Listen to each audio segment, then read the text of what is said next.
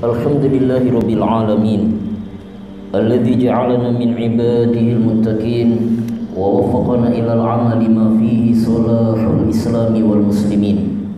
Wa asyhadu an la ilaha illallahul malikul haqqul mubin wa asyhadu anna Muhammadan 'abduhu wa rasuluhul mab'uts rahmatan lil alamin. Allahumma fassalli wa sallim ala nabiyyina Muhammadinil amin wa ala alihi wa sahbihi wa man tabi'ahum bi ihsanin ila yaumiddin. Wa qala ta'ala fi kitabihil 'azim, a'udzu billahi minasy syaithanir rajim. Ya ayyuhalladzina amanu taqullaha haqqa tuqatih wa la tamutunna illa wa antum muslimun. Wa qala ya ayyuhan nasu taqu rabbakum alladzi khalaqakum min nafsin wahidah wa khalaqa minha zawjaha wa batha minhuma rijalan katsiran wa nisaa wattaqullaha alladzi tasaaluna bihi wal arham innallaha kana 'alaikum raqiba. Wa qala ya ayyuhalladzina amanu taqullaha wa qulu qawlan sadida yuslih lakum a'malakum wa yaghfir lakum dhunubakum wa man yuti'illaha wa rasulahu faqad faza fawzan 'azima. Ma'asyiral mu'minin jamaah Jumat yang dirahmati Allah Subhanahu wa taala. Beberapa orang sahabat hari itu melihat sosok sahabat besar Abu Dzar Al-Ghifari di pinggiran kota Madinah Al-Munawwarah. Yang menarik perhatian mereka adalah bahwa hari itu Abu Dzar ditemani dengan salah seorang pembantunya dalam warna pakaian yang sama. Apa yang dikenakan sama persis sehingga sulit untuk dibedakan mana tuan mana bawahan, mana atasan mana pelayan, mana yang kemudian menjadi juragan dan mana yang kemudian menjadi pembantunya. Satu pemandangan yang kemudian menarik pertanyaan dari beberapa sahabat yang lain, yang kemudian membuat mereka menanyakan langsung hal tersebut kepada Abu Dzar Al-Ghifari. Maka mengalirlah cerita dari lisan sahabat mulia ini. Beliau katakan, satu kali aku pernah terpancing untuk memarahi pembantuku, fa'ayyartuhu bi ummi. Maka kemudian aku menghinakan ibunya. Aku katakan kepadanya, ya binal ajamiyah, wahai anak seorang wanita ajam. Ajam adalah sebutan untuk mereka-mereka yang bukan berasal dari bangsa Arab yang asli. Mendengar perkataannya, sang pembantu kemudian mengadukan hal tersebut kepada Rasulullah Muhammad SAW. Dan begitu peristiwa itu sampai ke telinga Rasulullah, dipanggillah kemudian Abu Dzar Al-Ghifari. Dikatakan kepadanya oleh Rasulullah SAW, ya Abu Dzar, wahai Abu Dzar, ayyartahu bi ummi innaka mru'un fika jahiliyah. Benarkah yang aku dengar dari pembantumu, wahai Abu Dzar, bahwa engkau telah menghinakan dengan menyebut-nyebut tentang ibunya? Jika demikian yang terjadi, maka sungguh engkau adalah seorang laki-laki yang pada dirimu masih ada sifat-sifat jahiliyah. Rasulullah SAW melanjutkan arahannya. Kata Nabi, innahum ikhwanukum fid din ja'alahumullahu tahta aydikum. Mereka itu walaupun profesinya pembantu, meskipun mereka adalah pelayanmu, tapi sungguh mereka adalah saudara-saudaramu seagama. Hanya saja Allah jadikan mereka berada di dalam wewenang dan kekuasaan kalian. Fa'at'imuhum bima ta'kulun. Maka berikan makan untuk mereka sebagaimana apa yang kau makan. Wa albisuhum mimma talbasun. Dan kenakan kepada mereka pakaian sebagaimana apa yang kau kenakan. Bahkan kemudian kata Nabi, la tukallifuhum ma lam yablighum. Jangan sampai kau bebankan kepada mereka apa-apa yang tidak mampu mereka pikul, tidak mampu kemudian mereka tuntaskan adanya. Fa in kallaftumuhum fa'ainuhum. Dan sekiranya kemudian kau harus berikan tugas untuk mereka, pastikan kau berusaha untuk membantu dan meringankan pekerjaan mereka. Demikian diriwayatkan oleh Al-Bukhari dan Muslim dalam kitab sahihnya dari Ma'ruf ibn Suwaid. Ma'asyiral mu'minin jamaah Jumat yang dirahmati Allah. Maka lagi-lagi kemudian kita mendapati betapa kemudian akhlak Islam memiliki nilai yang demikian tinggi. Berbeda dengan ajaran etika ataupun perilaku yang selama ini kita dapati. Akhlak Islam bermula dan bersumberkan dari Allah Subhanahu wa taala.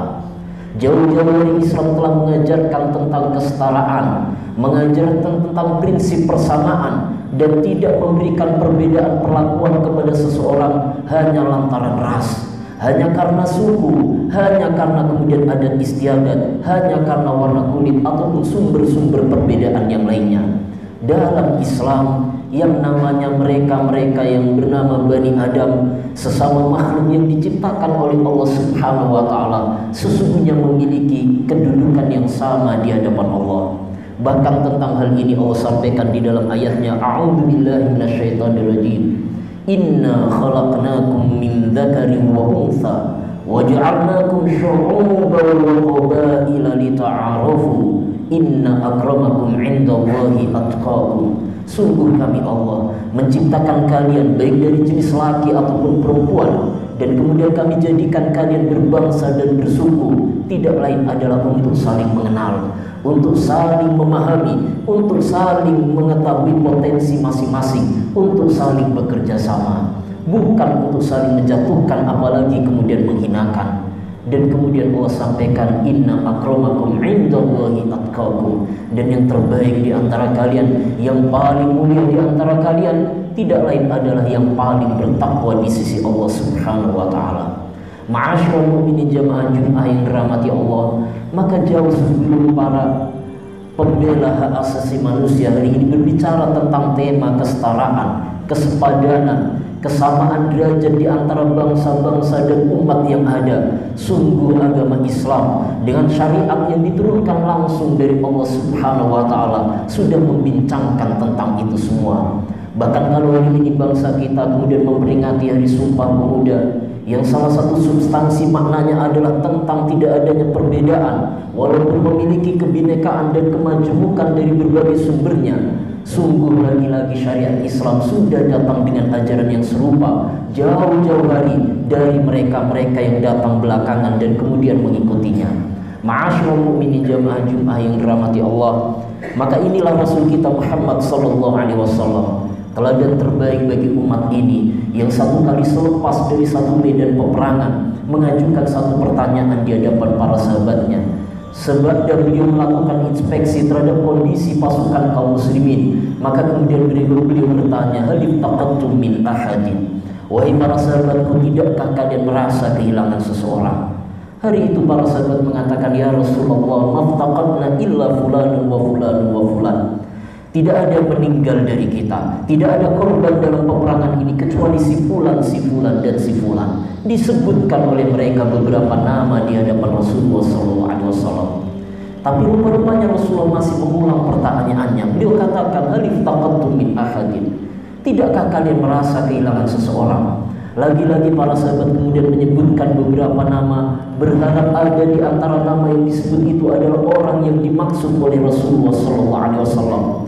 Tapi untuk ketiga kalinya Rasulullah kemudian mengajukan pertanyaan serupa, dan ketika para sahabat tidak mampu memberikan jawaban yang diinginkan, akhirnya kemudian Rasulullah buka, kata Nabi, fa inni iftaqadtu ibad, aku kehilangan seorang laki-laki di antara kalian, teman kalian, bagian dari kaum muslimin, seorang laki-laki yang bernama Julaibib. Ma'asyiral mu'minin jamaah Jumat yang dirahmati Allah, bergegas para sahabat kemudian mengedarkan pandangannya, mencari kembali siapa di antara kaum muslimin yang menjadi korban dalam perang itu, hingga kemudian didapati oleh mereka sebuah jenazah lengkap dengan ciri-ciri yang ditunjukkan oleh Rasulullah SAW. Begitu didapati jenazah ini, diangkat oleh Nabi, diletakkan di atas paha beliau yang mulia, kemudian di hadapan para sahabatnya beliau katakan, huwa minni wa ana minhu, ia bagian dari diriku dan aku merupakan bagian darinya. Ma'asyiral mu'minin jamaah Jumat yang dirahmati Allah, tahukah kita siapa Julaibib? Seorang laki-laki sederhana, seorang budak berkulitkan hitam legam yang tidak dikenali bahkan oleh para sahabat sesama kaum mukminin. Ia adalah gambaran laki-laki yang manakala tidak hadir dalam satu pertemuan tidak akan ada yang mencari karena tidak dikenal. Ia seorang laki-laki yang kalaupun hadir dalam satu pertemuan tidak harus disebut-sebut namanya. Tapi hari itu Rasulullah ajarkan kepada kita semua tentang perlakuan yang sama kepada para sahabatnya. Tidak peduli apakah mereka terkenal atau tidak, terhormat atau tidak, berlimpah kekayaan ataupun kemudian dalam keadaan miskin dan papa, semua sama di hadapan Nabi. Sehingga dengan tegas beliau katakan, huwa minni wa ana minhu, aku bagian dari golongan laki-laki ini sebagaimana ia bagian dari diriku. Ma'asyiral mu'minin jamaah Jumat yang dirahmati Allah. Dan bicara tentang kesetaraan atau persamaan sesungguhnya hanya bagian kecil dari keseluruhan bangunan akhlak Islam. Akhlak adalah satu konsep utama dalam syariat Islam, bagian yang utama dalam ajaran ini. Sehingga gambaran seorang mukmin yang baik bukan hanya mereka yang pandai mengeluarkan air mata di tempat sujudnya, begitu khusyuk dalam ibadahnya, tapi kemudian memiliki perilaku yang tercela dan tidak mampu memberikan penghargaan kepada sesamanya. Bukan gambaran dari seorang profil mukmin yang baik, manakala ia begitu mampu melakukan sholat dan ibadah dalam rakaat-rakaat panjangnya, tapi kemudian tidak memberikan kenyamanan kepada tetangganya. Lihat bagaimana Rasul kita Muhammad SAW memberikan definisi tentang makna kehidupan. Beliau katakan, fal mukmin man ya'man jaruhu bawa'iqahu. Seorang mukmin sederhananya, kata Nabi, adalah mereka-mereka yang tetangganya merasakan aman dari gangguan tangannya. Seorang mukmin yang benar dengan keimanannya adalah mereka-mereka yang ketika berada di tengah masyarakat atau kelompok tertentu, tidak ada orang yang merasa terganggu, tidak ada orang yang mengeluhkan kehadirannya, bahkan kemudian mereka merasakan nyaman dengan keberadaan orang tersebut. Sebagaimana beliau katakan, wal muslim, adapun orang Islam, kata Nabi, man salima nasu min lisanihi wa yadihi, adalah orang-orang yang orang lainnya merasakan terselamatkan, tidak mendapatkan gangguan baik dari ucapan lisan ataupun perilaku tangannya. Ma'asyiral mu'minin jamaah Jumat yang dirahmati Allah, maka tepat sekali kalau sedari awal Rasul kita Muhammad SAW menyampaikan, beliau sampaikan bahwa bu'ithu liutammima makarimal akhlak. Tidaklah aku diutus, kata Nabi, di muka bumi ini kecuali untuk memperbaiki akhlak dan moral dari umat manusia. Dan bicara tentang akhlak ini, lagi-lagi kita kutip dari pesan yang disampaikan oleh Rasulullah SAW. Beliau katakan ketika ditanyakan tentang kathratu ma yudkhilun nasal jannah, tentang hal apa yang kelak paling banyak menjadi tiket bagi orang-orang untuk mendapati surga Allah dengan segala kenikmatan yang ada di dalamnya. Dengan tegas beliau katakan, taqwallah wa husnul khuluq, ketakwaan kepada Allah, rasa takut yang senantiasa dihadirkan dalam sepanjang jenak waktu yang kita alami dalam kehidupan kita. Dan yang kedua adalah perilaku baik kalian kepada sesama. Barakallahu li wa lakum fil Qur'anil azim wa nafa'ani wa iyyakum bima fihi minal ayati wa dzikril hakim wa taqabbalallahu minna wa minkum tilawatahu innahu was-sami'ul 'alim fastaghfiruhu innahu huwal ghafurur